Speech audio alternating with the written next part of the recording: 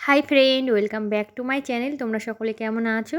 আশা করি সকলেই ভালো আছো। আর তোমাদের ভালোবাসা ও আশীর্বাদে আমিও কিন্তু অনেক ভালো আছি। আর আশা করি তোমরাও অনেক অনেক ভালো আছো। আর দেখো, আজকে সকাল সকাল কিন্তু ব্লগটা শুরু করেছি। কতটা কি শেয়ার করতে পারবো তোমাদের সাথে জানি না। তো তোমরা সবাই জানো যে আমাদের এখানে কিন্তু হরিনাম সংকীর্তন হচ্ছে, যার জন্য কিন্তু আমি ভিডিওতে ভয়েস দিতেও একটু সমস্যা হচ্ছিল।